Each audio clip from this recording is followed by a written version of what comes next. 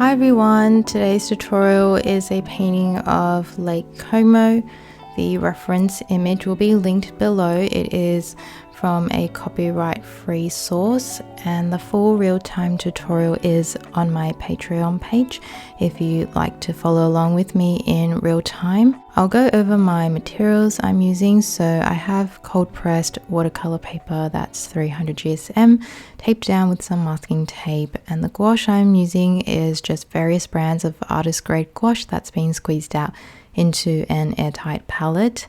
And then the tray I'm using is just a porcelain tray to mix on. I have a water jar, a towel, and some brushes, all of which are synthetic. Just a selection of angle and round brushes and some smaller flat brushes. For the drawing, I gridded the reference photo as well as my paper, and I find that just really helps to get the perspective of the buildings right and just get a more accurate drawing. So I spent about 20 minutes or so on the drawing, so just take your time when you're doing the drawing. You want to set yourself up with a strong drawing so that when you start painting you can just focus on getting the shapes of color in the right place and not worry too much about finding your drawing as you're going.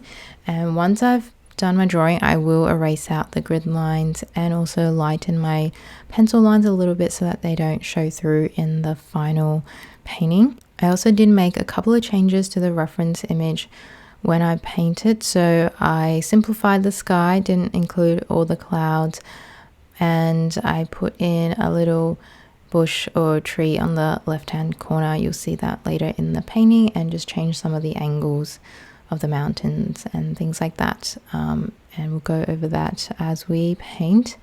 So to start off with, I'm going to paint in the sky, and I just mixed up some cerulean with some ultramarine blue, touch of alizarin crimson, and I'm just blocking in the sky, and I'm going to gradate it down. And as I gradate it down, I'm going to add more white and a little bit more of cerulean. And my paint is a nice and creamy consistency, so using lots of paint. You can see that I like to squeeze out my white gouache fresh on the palettes because I like to have access to clean white gouache when I paint, and I always squeeze out a generous amount. I have a large tube of white, about 150 milliliters of white gouache, because I want to feel free to use a lot of white as I'm painting, and white is going to be the color you're using the most.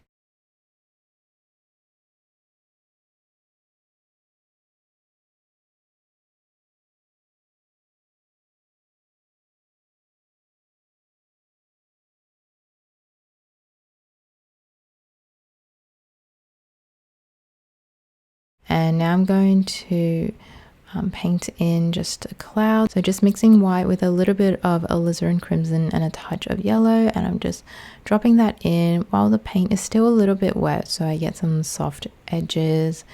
And that's pretty much the only light cloud I'm going to put into the sky. I want to keep it nice and simple. And now I want to paint in the mountains in the distance, and so I'm going to mix ultramarine blue with a little bit of alizarin crimson and just get that mountain shape in. And if I squint down, there's not much value difference between the light and the shadow on the mountain, so keeping it one value for now.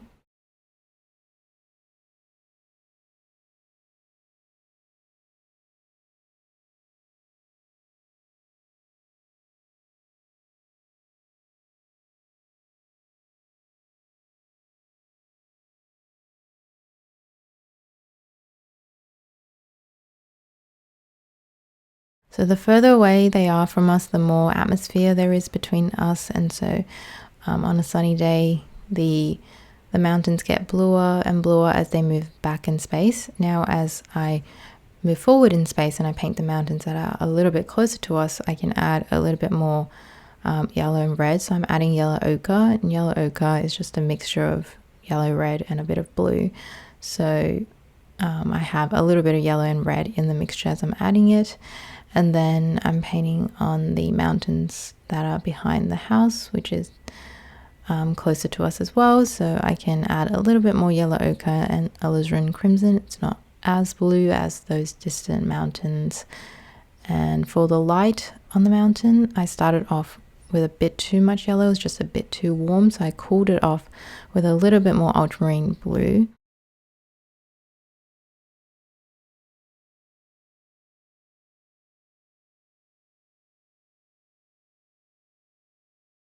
And then for some of the areas that are even closer to us, I can have a little bit more yellow in the mixture, and I just darken the valley with a little bit of alizarin crimson. And now I'm going to paint in the water, so in the distance, a little bit more white, blue and alizarin crimson, and then as I move towards me, it actually becomes a little bit more green. If you look at the color of the water, it's a little bit more kind of gray blue in the distance and a little bit greener. It's also because of the reflection in the water of the foliage, so I'm reflecting some of those greens into the water in the right hand bottom corner, as well as the shadows. And this is just a first pass on the painting. I'm just trying to block in everything and get the value relationships right. I'm not going to start painting in details and the boat and the ripples in the water just yet. I'm just trying to average out the values and the colors. And then now I'm painting in the side wall, which is in shadow. So I've just mixed up a gray from my reds, blues and yellows, and I just block it in one average value. I'm not yet finding the planes of the wall yet. Then I move on to blocking in all the shadow shapes on the buildings. So the yellow building in shadow, I'm using yellow ochre with some red and blue. So to try and judge the color of the building in shadow, you can just flick your eye back and forth between that color and something else in the painting and judge its relationship. So I find that it's easy to judge the color of things in light, but I have a hard time judging the color of things in shadow. And what you want to avoid is actually staring at that color. It's more useful to flick your eye around and get a feeling for that color in shadow in comparison to other colors in the image, in the reference photo or in nature. So if I compare that wall that's in shadow on the yellow building to the one that's to the right of it, that's a little bit more pinkish, I can kind of feel one is more red, one is more yellow, and so that's how I try to gauge the color in the shadow. Then I paint on some of the light shapes once I've painted in the shadow shapes. Because I started on a white paper, it makes more sense to me to put down the darker shadow shapes and let the white of the paper stand for the lighter values. I find it's easier to get the look of the painting if I paint dark to light in these instances. And I can see now, once I've painted in more and I've blocked in more, I can see that the previous grey shadowed wall I laid down is too light in value. So this is why it's really important in the block-in stage to just block things in and get the values to be accurate. It's hard to judge what the values are without covering all of the white of the paper.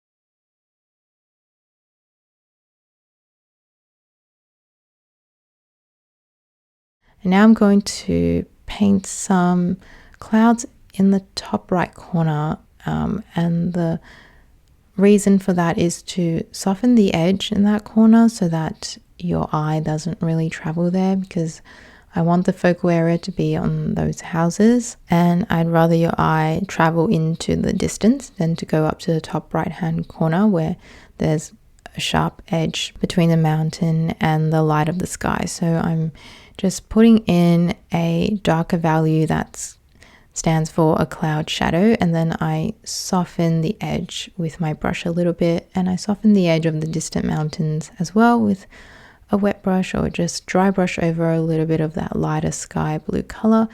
And our eye naturally goes to areas where the edge is hard. So if you want your eye to travel to a certain place, then have a hard edge there. Otherwise, you want to soften it a little bit. And then now I'm adding on a little bit of light on the mountain in the distance, but not overdoing it because it is in the distance and there is less contrast and less saturated color there. I'm also starting to make some adjustments in the second round. Now that I've covered all of the paper, this is when I want to come in and readjust my values and my colors.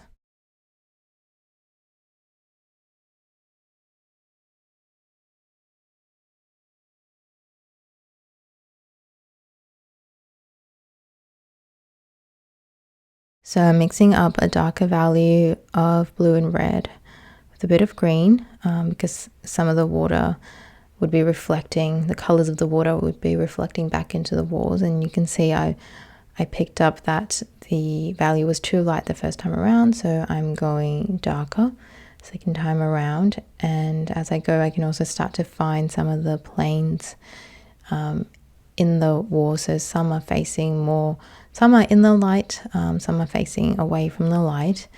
And if I had tried to paint all those differences in value in the first round, I would have had to paint over them anyways because the value relationship would have been off to start with.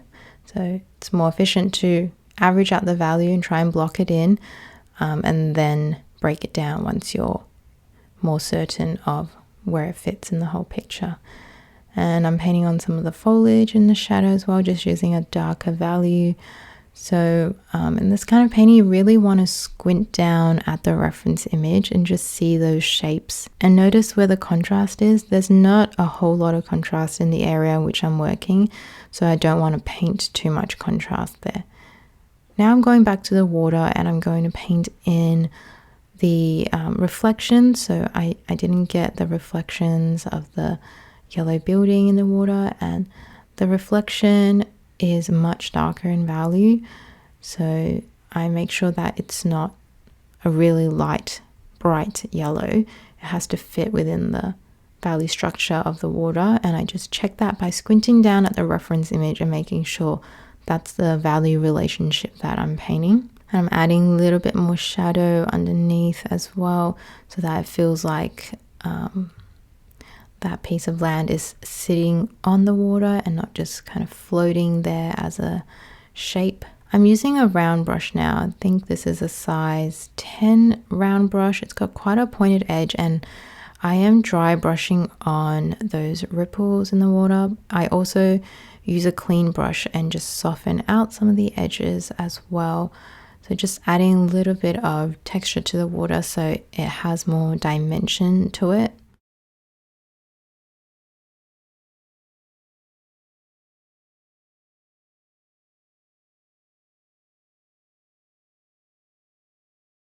And adding in some more darker shadows of the ripples of the water.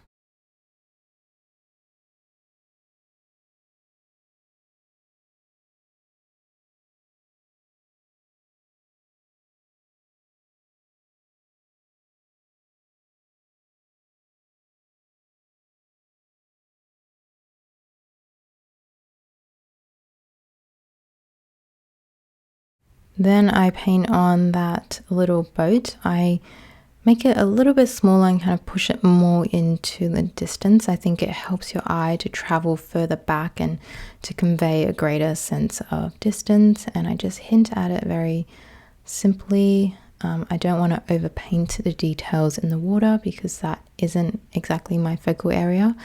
I put in some foliage in the left-hand corner. I just thought maybe it would balance out the houses a little bit. And then I'm going to go and start pushing some of the deeper shadows that's underneath the roof of the buildings. And now I'm using a smaller angle brush, and I find angle brushes are just really versatile, and I can really get into smaller shapes and get straight thin lines, as well as cover a larger piece of area as well, lay down a bigger shape.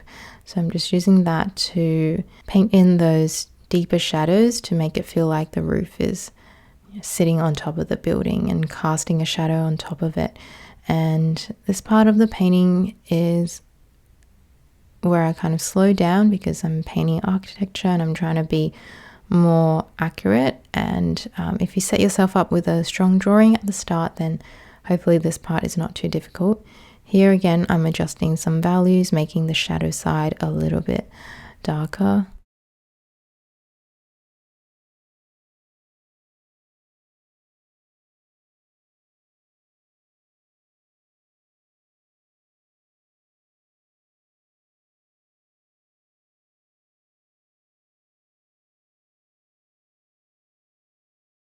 You can see that I've left the windows and details to the very end, and that is because I'm working from general to specific when I paint.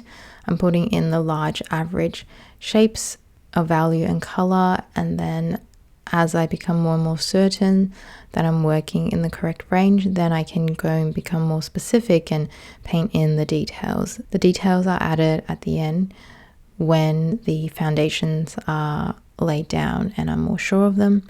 When it comes to painting on those windows, you have windows in the light and windows that are in the shadow.